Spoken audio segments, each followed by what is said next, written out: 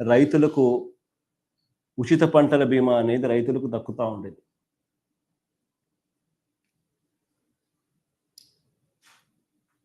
అలాంటిది మా హయాంలో అయితే దాదాపుగా 7,400 కోట్లు 7,800 కోట్లు ఇచ్చినాం రైతులకు.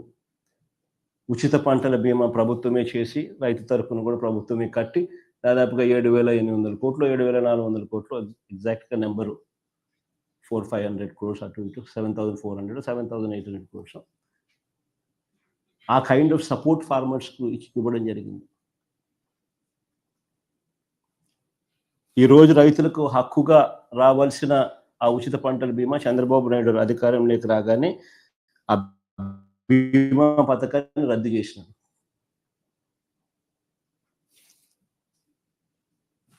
రైతుల పరిస్థితి ఈరోజు ఒకవైపున ఇన్పుట్ సబ్సిడీ రాదు, మరోవైపున రైతులకు హక్కుగా రావాల్సిన ఇన్సూరెన్సు సొమ్ము చంద్రబాబు నాయుడు పుణ్యాన రాకుండా పోయింది.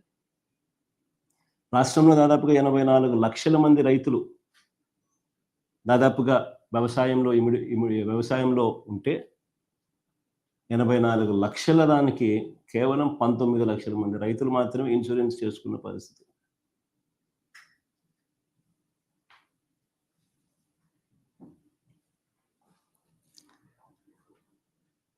ఆశ్చర్యం కలిగించే విషయం ఇంకోటి ఏంటి అంటే కౌలు రైతులు అంతా కలిపి నంబర్స్ సార్.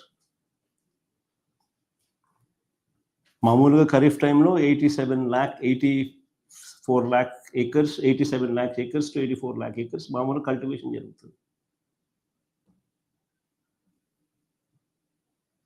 ఈరోజు 19 లక్షల ఎకరాలకు మాత్రమే ఇన్సూరెన్స్ కనిపిస్తూ ఉంది.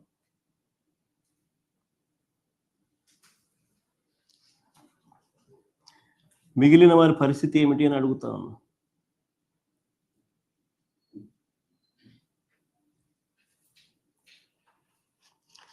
రోజు చంద్రబాబు నాయుడు గారి దగ్గర నుంచి స్పీచ్లు వింటూ ఉంటాం మనమంతా కూడా.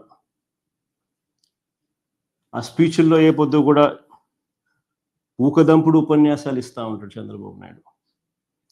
కానీ చంద్రబాబు నాయుడు పెండింగ్లో ఉన్న ఇన్పుట్ సబ్సిడీ బకాయిలు ఎప్పుడు ఇస్తాడని మాత్రం చెప్పడు.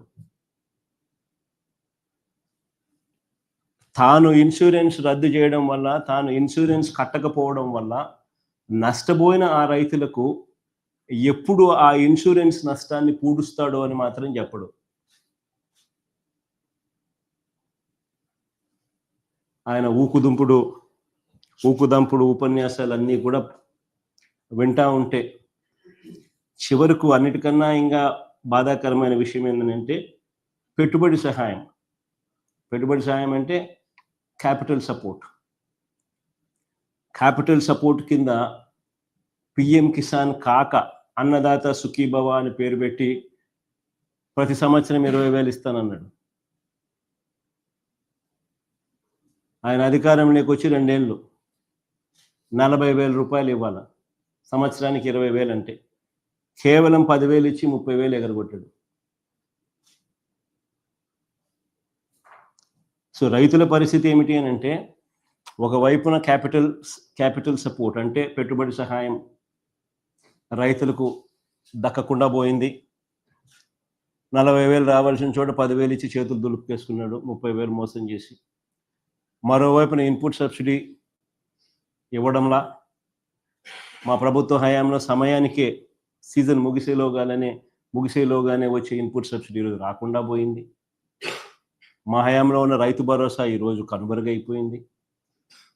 మా హయాంలో ఉన్న ఉచిత పంటల బీమా ఈరోజు రైతులకు ఒక హక్కుగా రావాల్సిన ఇన్సూరెన్స్ రాకుండా పోయింది. ఇవన్నీ ఒక ఎత్తు అయితే రెండో ఎత్తు అన్నిటికన్నా బాధాకరమైన విషయం ఏమిటంటే ఈరోజు ఇన్ని కష్టాల మధ్య రైతు వ్యవసాయం చేస్తే ఏ పంటకు ఈరోజు రైతన్నలకు గిట్టుబాటు ధర రాని పరిస్థితి ఈరోజు రాష్ట్రంలో చూస్తాం.